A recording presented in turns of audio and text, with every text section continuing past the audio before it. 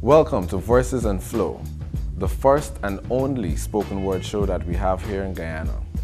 This is a feature of all our poets that we have down at the upscale restaurant that come and do their thing on the first Tuesday of every month. Now this is something that you really got to sit back, relax and enjoy. Our poets from each and every single part of the country come and share their bit of original poetry. So sit back, relax and enjoy.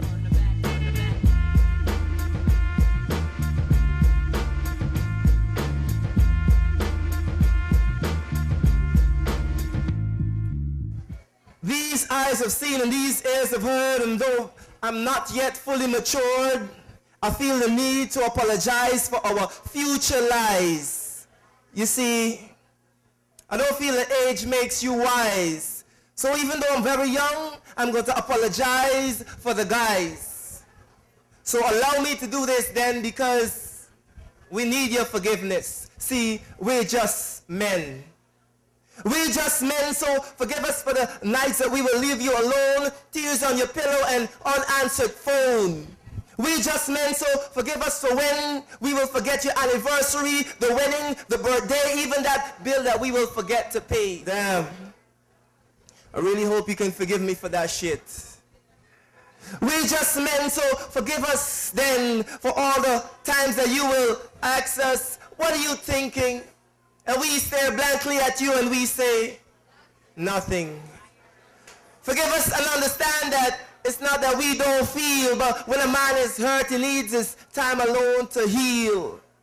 So forgive us then. See, we're just men. See, the thing is, as I say this and you listen, I know that you might feel that something's missing. See, there's a twist. It's not just for me that I ask forgiveness. But forgive those who will beat, those who will steal, those who will cheat, and those who will lie and make you cry, those who will hold out and deny, and those who will leave, even those who you wish would leave. Those who will make you feel that they're so charming and funny and smart, and in the end, it's your heart that rips apart. Forgive those who will claim that she's just a friend. Forgive us, see, we're just men. And although I've now started listening from the heap of transgression, I know my words have made an impression that I hope will spur you to action, and hope that your action sparks an immediate and even more forceful reaction, so that somehow we men can be our best. And maybe in the future, we might not have to ask for forgiveness.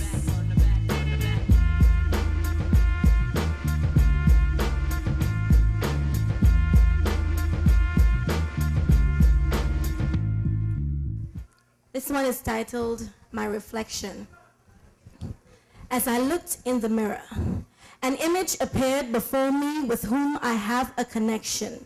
It was my reflection, bludgeoned with woes, sorrows, and terrors. An image that identifies pure anguish and worries. One that supersedes my made-up smiles and laughter. It shows hidden things, deep things, even the struggle to serve my master. My reflection. My reflection shows me that my life is like a jigsaw puzzle, never really free from all its trouble. It doesn't lie. It shows me that I'm weak and weary and that I want to die, but all these things I try to hide. It tells me that I am bitter, I am rotten, but no one sees, no one can tell. The stench coming from me, no one can smell. I've been drained of all strength by lies told by others, useless confrontations I cannot handle another. I've been drained from trusting the wrong sets of people, including friends and family. These conscienceless people who drain me daily, killing me slowly but surely, sucking every ounce of love, forgiveness, and compassion from me. I've been drained and I appear helpless and lonely. I'm longing for someone to hold and console me, but I dread the thought of allowing you humans close to me. The depths of my pains you can't possibly fathom. It's like being evicted from a home. My soul finds no peace. It's been left out of its zone. Emptiness invaded and left me decapitated. It says, this vessel my master created is better off cremated. My reflection says I am dead, but the question lingers, how could I be dead but alive instead? Blood flows through my veins, everything works perfectly including my brains, but if you cut me open you would see all sorts of deadly remains. Oh snap, you wouldn't, because this is my reflection, only which I can see. Your naked eyes can't see beyond this gift and my beauty. So I'm gonna be your second eye that you may be able to understand me. My reflection shows me that I'm not able to let go of the hurts and pains, but the master that I'm struggling to serve says that I have to. It shows me that I'm weary and weak and that I cannot fight, but master says I have to press towards the mark of a higher calling with all of my might. It tells me that I have to hate you, but I know it's my responsibility to love you. My reflection. It doesn't show me that I am strong and not weak and good things over my life I can speak. It doesn't show me that I am a conqueror and definitely not a failure. It doesn't show me that I have the strength to love, forgive, and to be compassionate. This thing didn't show me that I'm capable of keeping the faith. My reflection. It's time for me to give you a spiritual injection with biblical information that I must mention. I cannot make you my superior at the risk of becoming inferior. Instead, I will look you in the face and I will put you to your place. I will tell you what the living word says about me.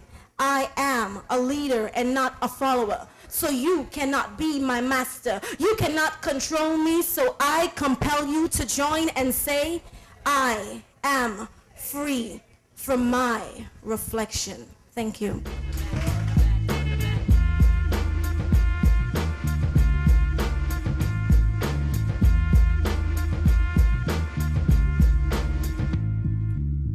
Fresh from the mother's womb, there's some time taken.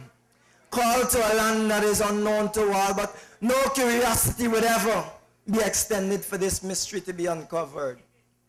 Ripped from the safe hands of life, hands so caring none would ever dream of letting go, but only the good die young.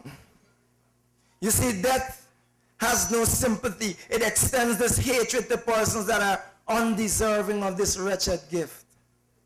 So baffling it is that our closest friends and even our foes are often left at a quandary. There are always these thoughts of, it was not his time. He was not supposed to go. Death should have been a no-show. He was so good.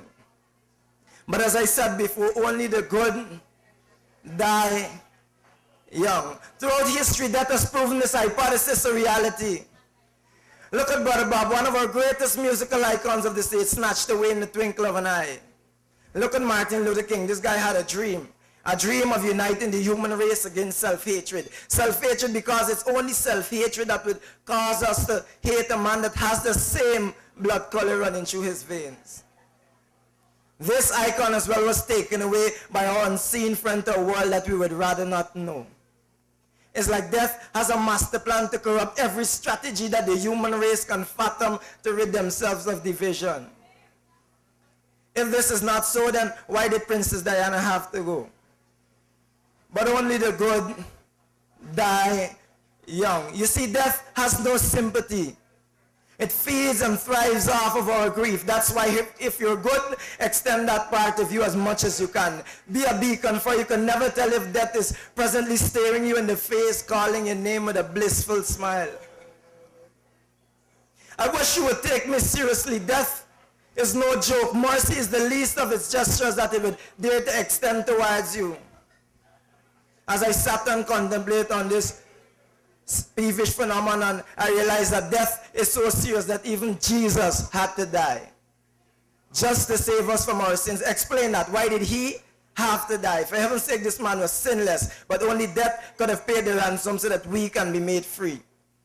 You see, but even though I kind of understand it, even Jesus had to die, I'm still thinking, why did he have to die young? Then it came to me, only the good die young. You see, we're often in concert with the aged folks in our society who thinks that it is as a consequence of their excellently executed lifestyle that lends itself to their longevity of years. But I'm sorry to just maybe burst your bubble, because you see, reality is often the inverse to this gospel that you preach.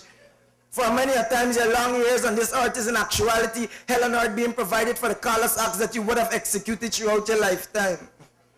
But only the good die young. So if I die, my folks should celebrate the fact that I was good. Not because I died young, but because my deeds would have been a testimony to a life well lived. My posthumous publications would reflect why it is I had to go, because it would clearly show I was ahead of my time. I was clearly operating in another time zone. Only the good die young. When I began to realize just how hateful death is, tears welled up in my eyes. For the same that I speak of showed me in a dream while my eyes were wide open that he hated anything good to such an extent that even if you add to the moral fabric of society through song, he will certainly be a candidate on his list for execution. When he released me from this dream, I began to feel comforted in the fact that Whitney Houston and Michael Jackson were certainly two big threats to that self-esteem, so they had to go. The facts are before you. Now it's up to you to put things in place so that when death is ready for you, all you were planning to do and accomplish would be done. In fact, you will be taken away from the merit of his operation, in that what death would actually be taken away is a shell. For your spirit, mind, and soul would have already accomplished its mandates. And albeit it would read a good die young, your tombstone would read a life well lived.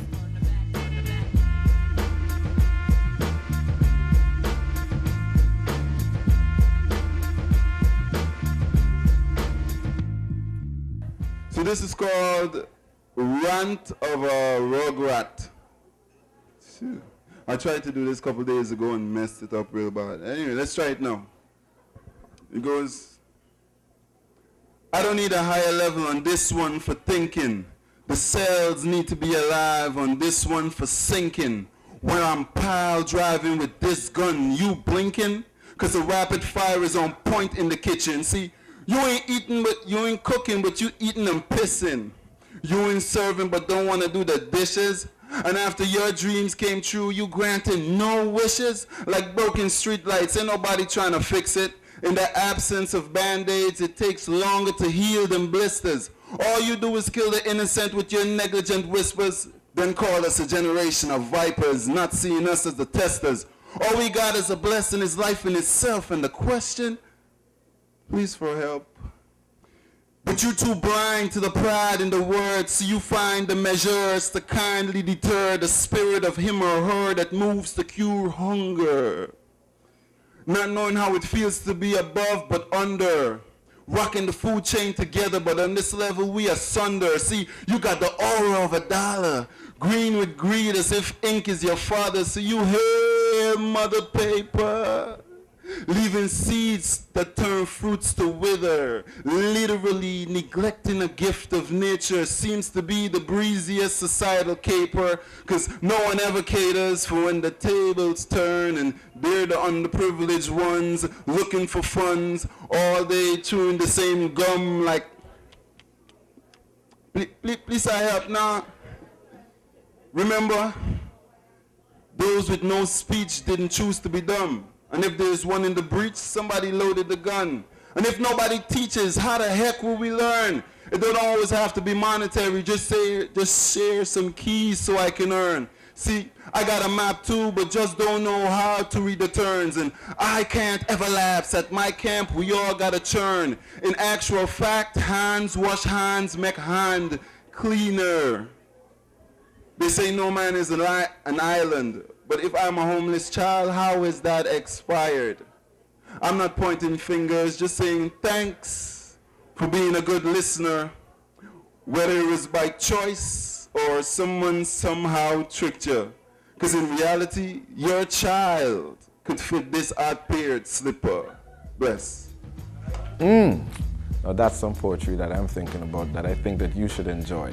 But just hold up, we're going for a break. We'll be right back after these short messages.